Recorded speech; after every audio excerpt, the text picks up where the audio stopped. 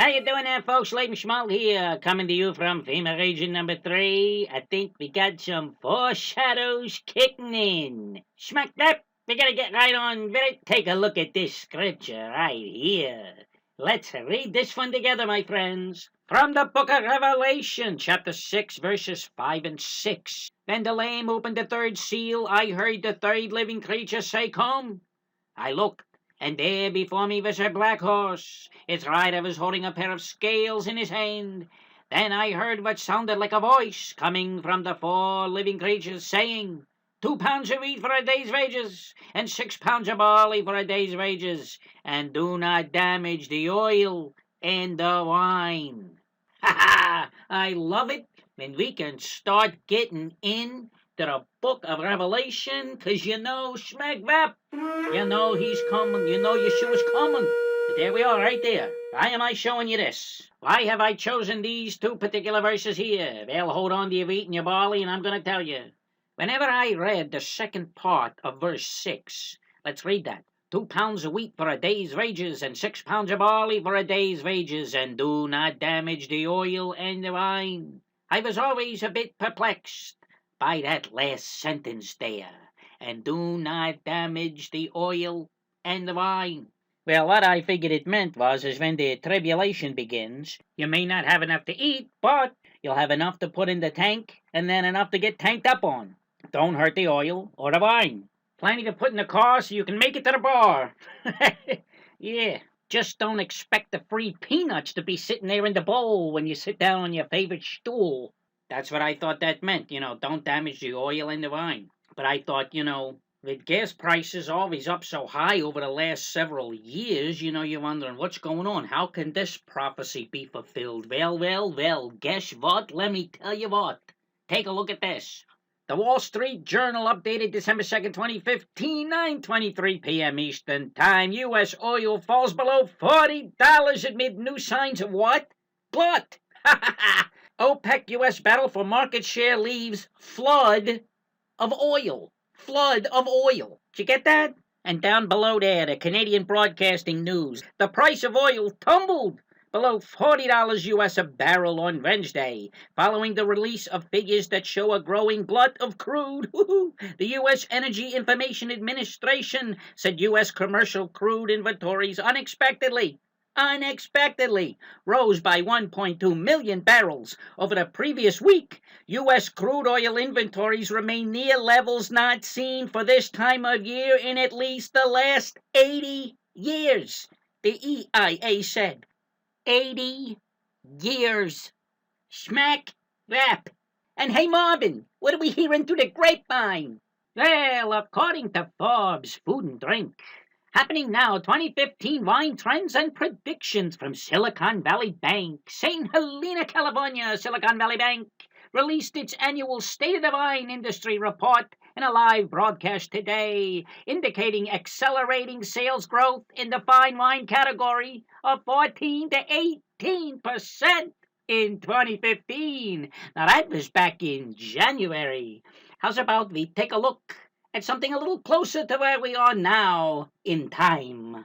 October 2015, right up to the present time, just about, my friends. What does that say there? The U.S. wine industry was what? It was thriving in October, according to the metrics for off-premise sales and direct-to-consumer shipments of domestic wines and the rate of winery hiring. Direct-to-consumer shipments had their best revenue month of the year to date, and the rate of growth of winery hiring was the best since April. Look at the little pyramids, my friends, up. So there we go, the oil wells are gushing and people are getting schnockered. But what about the wheat and the barley? Well, I don't know if there's going to be shortages. We don't know if that's going to be what causes the famine. I mean, hey, when the tribulation starts, there's going to be plenty of GMOs, and they're going to break out the Soylent Green. But what about now? What could start causing a little stress at the grocery store nowadays? What's another foreshadow of the black horse? What about that? That's right, tax the meat. Thank Elohim this ain't 1775. Could you see a bunch of guys trying to throw them into Boston Harbor? And who wants to impose the tax? the climate change activists who are just happening to meet. Move over, Angus. In Paris, right now as we speak. That's right, look at that. UN Paris Climate Summit. Meat tax should be high priority, according to report. A new report's findings show that cutting meat consumption is vital for global health and climate change, and that a meat tax may be the way to do it. Oh, my goodness gracious. There you go, my friends. They're going to find a way. So you see, it's very possible that there aren't going to be food shortages. They're just going to make it so you can't afford it. Oh yes, my friends. Paris Climate Summit. The world is ready for change. And that's a quote from our old friend Christiana Figueres. And is it not ironic? The food item that they chose to represent them in this particular picture here. Stew on this a while, Paris. Elohim is not mocked. Now, I said in my prophecy alert of November the 23rd, I put a little icon up there so you can see which video that is, and I'll leave a link to it in case you haven't seen it. I featured this page here from Al Gore's website, the Climate Reality Project. Turn up the heat on climate change deniers. Yeah, he also said that climate deniers should be punished, but are working on that. I said in that video, that prophecy alert of the 23rd, I said what they were going to do at this climate conference in Paris, France, is that they was going to make denying climate change hate speech. They was going to make it that anyone who spoke against it is propagating hate speech. And you know what? Let me tell you what. This got me to thinking about something that went on during World War II in Nazi Germany. I came across a page from a book, this here book, 'cause I was looking for something to back up what I was thinking, and this one right here is what I found. Look at that. Look at that title. Does it remind you of something? Raising Citizens? Remember this? Global Citizen 2015, Earth Day. Yeah, it was this thing they had over in D.C. where you could pledge to become a global citizen, to sign up, to be part of the UN and their agenda. It took place over last summer. My dear sister in Yeshua, Hummingbird027, sent me an urgent email saying, put this on, there's a bunch of idiots out at the National Mall. And they sure were. Remember this guy? Remember how he said he was going to make sure that young women all over the world would be treated with dignity? How you going to treat them with dignity again? How was that? What are you going to do? We are going to give your daughter a toilet. We are going to give your daughter a toilet. We are going to give your daughter a toilet. We are going to give your daughter a toilet. That's right. Get a toilet. Become a citizen of the kingdom of Elohim, and you get eternal life. You go to them. You get a toilet. Get him out of here. Now, where was I? Oh, yeah. The name of the book, Raising Citizens. If the UN has its way, which it pretty much is, they want to be raising citizens of the world. And that's, of course, what Mr. Hitler wanted to do with them little kids. Although he wanted the whole world to be called Deutschland. Wait till you hear what this passage is. You'll see what I'm getting at. Let's read this. Page 199. In an essay on the incorporation of the Sudeten German Youth Associations into the Hitler Youth, Edward Burkert now idealized the final days of Sudeten Germans' democratic nationalism in interwar Czechoslovakia, distinguishing it from the conformist militarism that followed under Nazism. For a short time, the joyous, youthful, independent life in the youth groups was still to a large extent preserved, before volunteerism became service, hiking became marching, diverse ways of thinking became a prescribed worldview. The danger of totalitarianism in the Cold War West was soon located in excessive claims on children and interventions into family life. Collective education, once linked with democracy and minority rights by nationalists, was now associated with undemocratic practices of brainwashing children. Alfred Brauner, a French psychologist, reported a German teacher's observations of children in Nazi Germany to illustrate the effectiveness of Nazi indoctrination. According to Brauner, German children under Nazism denounced, if required, their father, who remained loyal to his old political party, and their mother, who preferred to believe the priest rather than the Führer. They are the youth who blindly executed all orders and were prepared for this voluntary submission since their earliest childhood. In these narratives, German parents were typically depicted as helpless victims of the Nazi state's all-powerful claims on their offspring. McCardle thus insisted in 1951 it was almost impossible for parents to save their children from being impregnated by the Nazi creed. There were fanatical little devotees of the Führer who blackmailed their parents by threatening to denounce them in the party for lack of zeal. The trope of the child informant became one of the most powerful symbols of Nazi evil after 1945. Rumors of child informants were already widespread within the Czech resistance during the Nazi occupation. In August of 1944, for example, a Czech informant warned, "At home, many cannot speak in front of their children because children prattle and betray their father and mother." Man, oh man, oh man. If that does not put me in mind of this particular scripture right here, let us read. Micah chapter 7, verses 5 and 6. Do not trust a neighbor. Put no confidence in a friend, even with the woman who lies in your embrace. Guard the words of your lips. For a son dishonors his father. A daughter rises up against her mother, a daughter-in-law against her mother-in-law. A man's enemies are the members of his own household. I just recently read this scripture, used this scripture in my video about Christmas, how people are divided on whether to celebrate or not. And here it is again, the frequency of when these scriptures are coming up. That's a sign as well.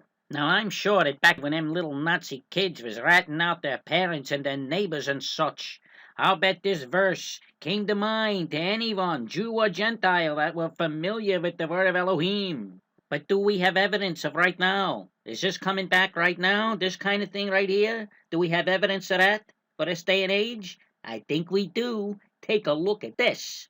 I stumbled on this, looking up stuff about Paris and the climate thing and all that. Look at there. Obama's organizing for action group. Call out the climate change deniers. Call them out. And look at that word there, action. That word turns up in everything.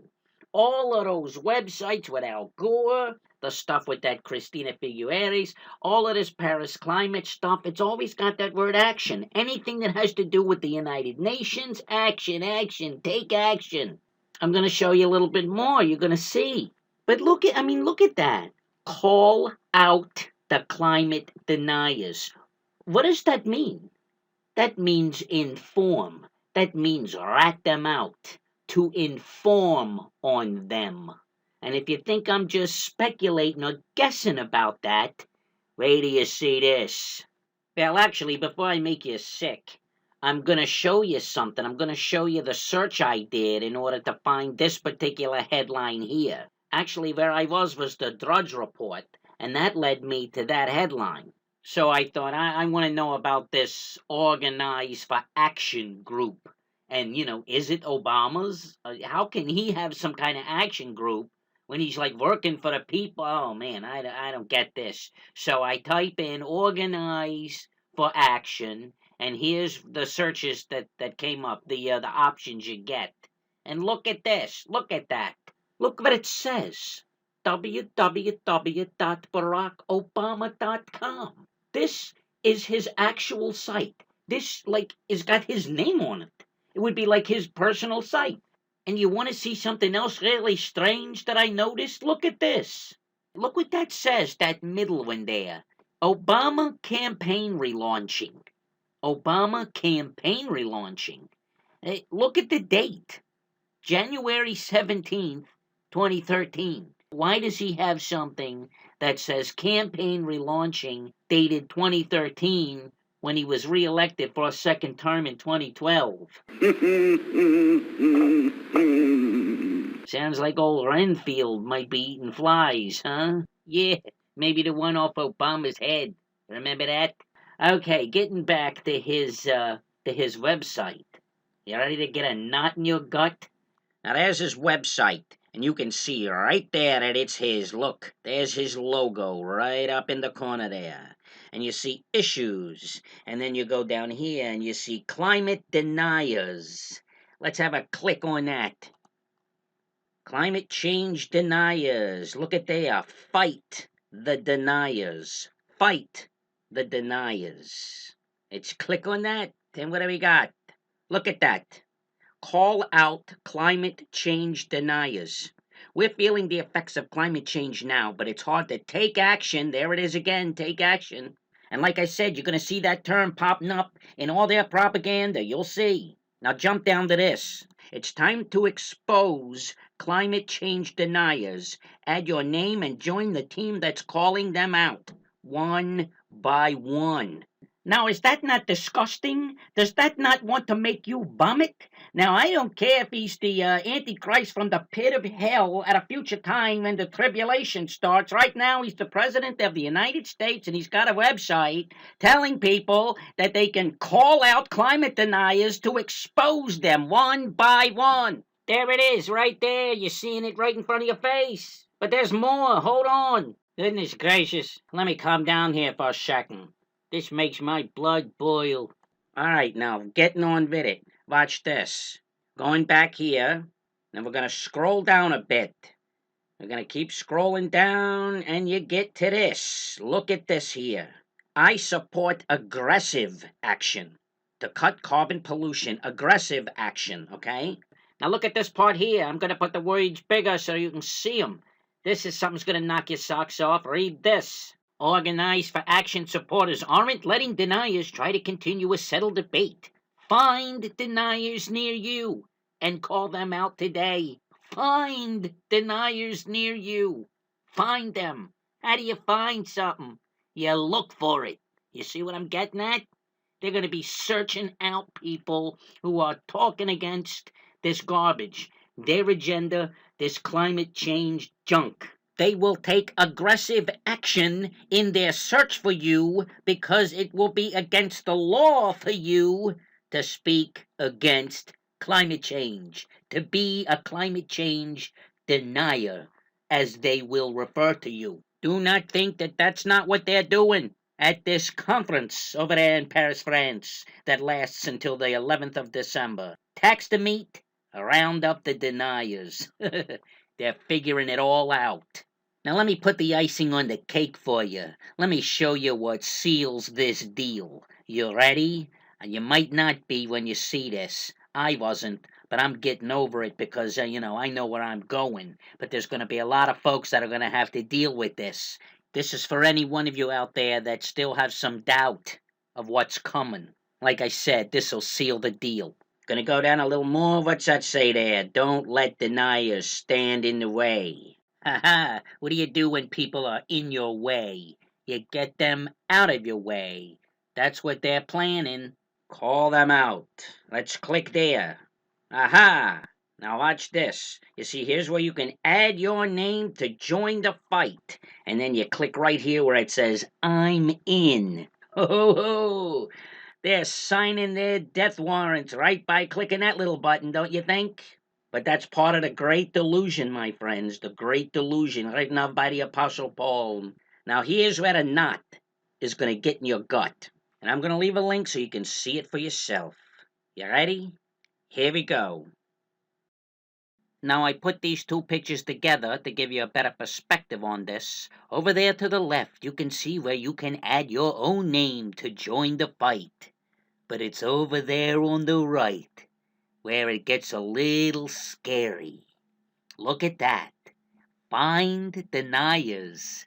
Start typing a name. You can put in your neighbor's name. If they're a climate denier, you can type their name in and send it to Obama, because that site is www.barackobama.com. You can send names to him right there. Start typing a name. Maybe you overheard your mother or your father saying how stupid this climate change stuff is, how it's just gonna put taxes on us and make things more stressful. Well, you can go to www.barackobama.com and turn them in right there. Start typing a name. If that doesn't send a chill through you, then you must be one of the ones that was clicking that little button that says I'm in. Now remember the little passage from the book we read from earlier about the indoctrination of children by the Nazi Party, Adolf Hitler, the Hitler Youth? Remember that? Well, I think history is getting ready to start repeating itself. Now, why you say that, Leben? Well, I'm gonna tell you a little something about something that my dear friend Pam from Canada sent to me. She emailed me about this event that was going on up in Manitoba. But apparently, they've been going on all over the world, especially North America. But in the email, she really wanted me to watch this. I'm paraphrasing. It was kind of like, get a load of this. So I did, and it was quite a load. It's an organization called we.org, and they got these events going on all over the place called We Day.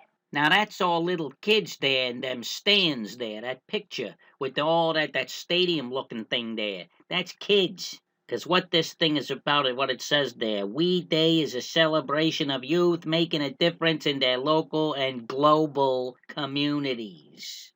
Yeah, look at that. That's all little kids there. Youth. The footage I'm going to show you is back from November the 16th.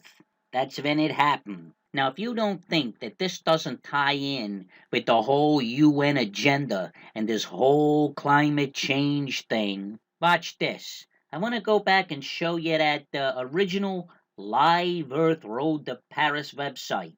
Remember I told you to keep in mind that the phrase take action, how it's always popping up in their propaganda? Well, you're going to see it with all this We Day stuff too. But let's look at that original Live Earth website. I want to show you something there first. Now, there's a page from the site going back to last February when I did my first video about Paris, France, and this Live Earth Road to Paris junk. Now, look at the date that this Live Earth thing first was inaugurated. It was inaugurated in the year 2007. Now, when did this We Day stuff begin? Let's take a look. Well, what do you know? 2007. Now, if you think that that's coincidental, I think you're clicking that I'm in button on Obama's website. Because I'm telling you, they're all in it together. There you go, Obama's website over there on the left. Take action. Al Gore's website on the right. Live Earth Road to Paris. Take action. UN and climate change. Take action. The United Nations Foundation connecting you with the United Nations to solve global problems. And how do you suppose you do that? You take action. That's right. Now, if one were to approach the propaganda of We Day, what little catchphrase do you suppose you would see? Hello. Stew on that a while. Now, like I was saying, this whole We Day thing is all about kids, minors. You see down there, empowering young people to change the world. Now, there are, of course, adults involved, but those adults have already done clicked the I'm in button. We're talking about indoctrinating kids, and as we go on, you're going to see it clear as a bell. There's a metaphor for you. See it clear as a bell. We're also going to listen how it smells. Now you can also see here We Day events, We Day Tour 2015-2016. There's the one that I got footage of, Manitoba, November 16. But you can see they're all over the place here. And according to the propaganda, they have global, global impact. Now listen up, my friends, my dear brothers and sisters. This is first and foremost one thing. Satanic. It is satanic. Am I going a little far? Well, consider this. Do you see anything odd in that picture there on the screen in front of you there? Take a look at that hand. Does that look familiar? Well, Madonna does it, and Miley does it, and Beyonce does it, and Gaga does it, and Jorge does it too. So why not the kiddies of We Day? That's right, my friends. It's their symbol. Look at that. Look at what they're doing with their hands. They're taking these kids and they're turning them into them. This is satanic indoctrination of children, pure and simple. Just like this. Oh, Laban, you're being so overdramatic. Oh, yeah? You ready to get really freaked out? You ready to see some Class A number 1 brainwashing of kids? Now I'm going to show you some of the footage I recorded back in November at this V-Day in Manitoba, Canada. Gird your loins and keep this picture right here fresh in your minds as you see these quintessential wolves in sheep's clothing. Brainwash these kids. I'm even going to do some major comparison with an actual address that Adolf Hitler gave to his youth in 1935 in Nuremberg. It'll blow your mind. So like I said, gird your loins for this. Now there's how the show began. They got these little TVs showing their themes: accept the challenge, share with others, build community, of course. Now there's something here I want you to see. See if your eye catches it. Watch. Look, did you see that? Let's go back for a second. Watch close now. There it is. Hold it right there. Now what in the world are they trying to say with that? A goat that just pops up on the screen for no reason. I couldn't even with the sound, I couldn't figure out what it was about. They make one reference to a goat later on in the program, and that's really, well, you'll see. I'll play it for you. But I think what it is, it's a desensitizing thing again, and you'll see that in the clip later where they mention a goat. But for the life of me, the only thing I could think of when I saw this was this. That statue, that Baphomet, that the Church of Satan wants to put up next to the Ten Commandments. And look, it's equipped with the kids. With the kids up, looking up into his face, worshipping him with adoration. I Gewalt. How much more do people want? How much more do people need to see? Oh, well, there's more. Gird 'em up. Now, there is a photo of the two wolves that started this garbage. The names are Craig and Mark Kielberger. They're brothers. I'm not going to say a whole lot about them. I'm going to have a link for the We Day website. You can go on there and read about them if you can stomach it. But these trees will be known by their rotten fruit. Just listen to the things they say, and I'll maybe stop and start a little bit just to point some things out as they go along. Here we go. We are a community coming together to create a tidal wave of impact. We are raising our voices. All right, hold it. Stop it right there. Hold your horses. We are raising our voices? Where have we heard that before? How about from Mr. Heil Hitler himself, Aaron Sharinian, to an audience full of children at the International Day of Happiness, sponsored by the United Nations last spring on March the 20th, the day of a total solar eclipse. And there's your action again. But listen to what he said to these kids. Do you know what your job is? Your job is to raise your voice. We are raising our voices. Your job is to raise your voice. Is this just too on the nose or what? Going on. And seeking to create a better world. We are unstoppable in shaping the future. We will end racism. We will transform education. We will protect the environment. We will end poverty forever. And we will ensure that this generation, our generation's voice is heard. Hold it right there. That was number 5. 5 what, Laban? 5 we wills. And where have we heard that before? from the mouth of Lucifer. Number 1, I will ascend into heaven. Number 2, I will exalt my throne above the stars of Elohim. Number 3, I will also sit on the mount of the congregation on the farthest sides of the north. Number 4, I will ascend above the heights of the clouds. And number 5, I will be like the Most High. From Isaiah chapter 14, verses 13 and 14. Don't tell me that this is not a bunch of satanic garbage that they're feeding to these children. It's coming right out of their mouths. Moving on. Make some noise if you believe in your power to make your voice heard today. We will change the world. People often look around and wonder why the world hasn't changed, why we haven't solved climate change, or why we don't reach out to help refugees, especially right now. So many fleeing war and persecution in Syria. Well, if you're in this room today, we don't wonder. We don't wait. Why?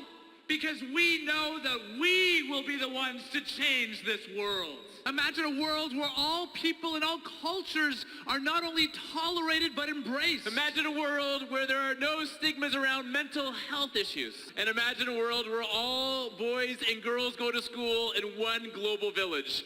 Hold it. Man, oh man, they got the United Nations agenda covered there in one fell swoop.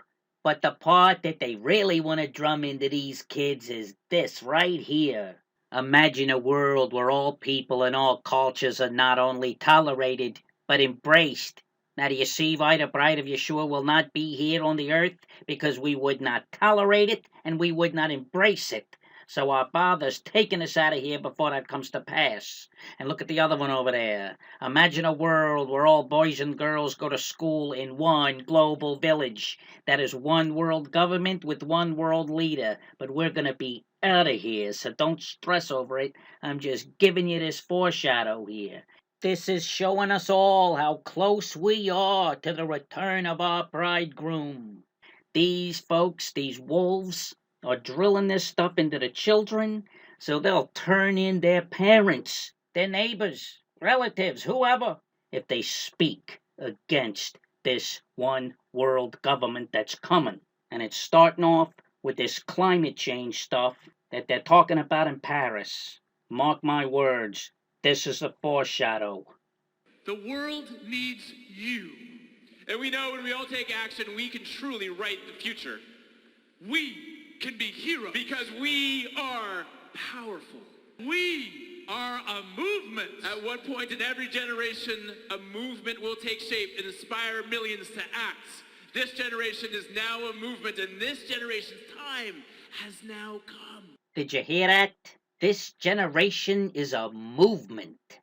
You're a movement, all right. Yeah, well, I can't go any further with that particular thought, but I'll tell you this. Every time I put in a search on Hitler Youth, it always come up as being a movement. The Hitler Youth Movement. Historically, that is how it is referred to.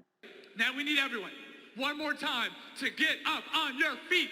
We need you to join us to start this We Day off with the energy, the passion, the enthusiasm of how you earned your way here through a year of service. We're going to ask you to repeat after us, but we need so much energy, so much passion. Are you guys ready?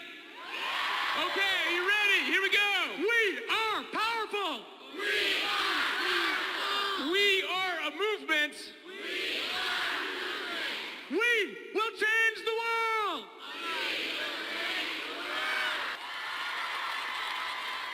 Well, finally, those guys was finished after they ramped the kids all up, got them all booted up. Then in between segments, they showed these floating pyramids as if the hand symbol wasn't enough. But, you know, they did a lot of junk where they giving each other accolades about who did this and who did that and sponsors and all. And then they brought out this little kid and this guy that just sat on a stool. Well, he only sat on a stool, but they set him on a stool. He didn't have legs. And there was this guy that, you know, didn't have any body parts at all from the waist down, and they brought him out. I guess maybe to get the sympathy of the, what do you call them, the transables? I don't know. Now, don't get me wrong, I'm not making light of a guy that's disabled like that, but oh man, he said that he climbed Mount Kilimanjaro. Now, I'm not making that up. He said he did. And then he came out with it with this little kid, and he talked about that goat. He was the only one in the whole program that made reference to it. And here's what he said.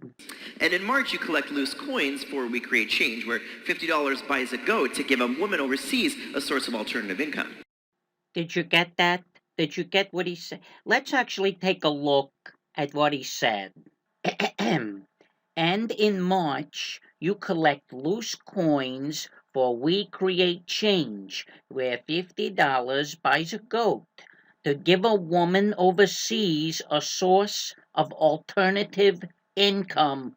That's what he said. Now I ask you, in the year 2015, what sort of income can a woman overseas get from one goat, outside of perhaps maybe renting it out to estranged men? I mean, come on, and a woman overseas. Not necessarily a poor woman or a woman in need, just one that has to be overseas. What is this? Doesn't something like this give you pause to think how wonderful Elohim is, that he opened your eyes, that you're not part of this? Oh man, if you're a woman who lives overseas and you do not know Elohim, I really feel for you, 'cause the best you're gonna get out of this bunch is a toilet and a goat. Ay, ay, ay. All right, so the floating pyramids come out again, and now it's time that they bring out the celebrity for the big pep talk. Yeah, it was him, Henry Winkler. Now, if any of you out there who love Elohim, if you also happen to be a fan of Mr. Winkler, I think you're going to have to rethink everything you know about Mr. Arthur Fonzarelli. I mean, if you thought those two young guys in the beginning were trying to brainwash, well, let me put it like this. I did not expect a speech by Henry Winkler to bring to my mind a Nazi youth rally from Nuremberg in 1935. But it did. And I'm going to be completely honest with you here, my friends. When I edited this, I did not plan for his arm to be extended out like that. That's just how it happened. Now, I don't believe in coincidence. No way.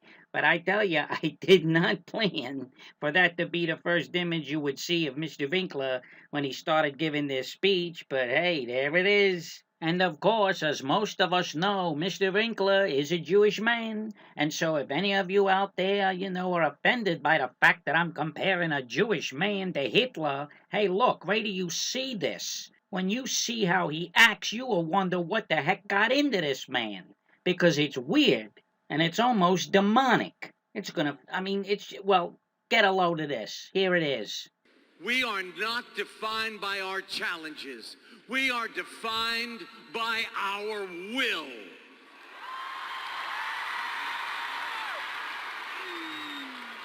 I know, even without meeting you, that every one of you is powerful. I want you to say it out loud. I am powerful. I am powerful. This is what I know for sure. Every one of you that has come into this arena, you are filled with greatness. You have a great gift inside you. Your job is to dig it out and give it to the world as a gift. There is not one adult in this arena, in your house, in your school, where you live in your country, who cannot wait to see who you become, because I am powerful. There is change.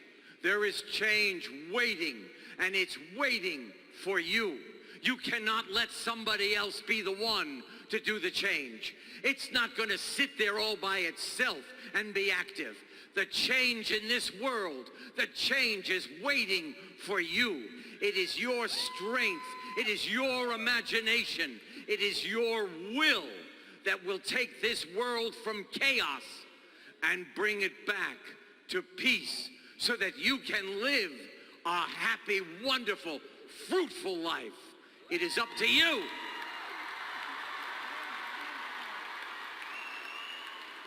It is up to you because you are wonderful. Say it. I am wonderful. I am wonderful. I cannot think of one other place I'd rather be than right here with you, because you are wonderful.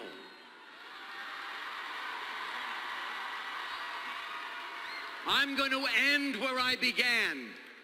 Every one of you has greatness inside you. Your job is to figure out what your gift is, dig it out, and give it to the world. I personally cannot wait to see who you become. Thank you so much for letting me spend this time.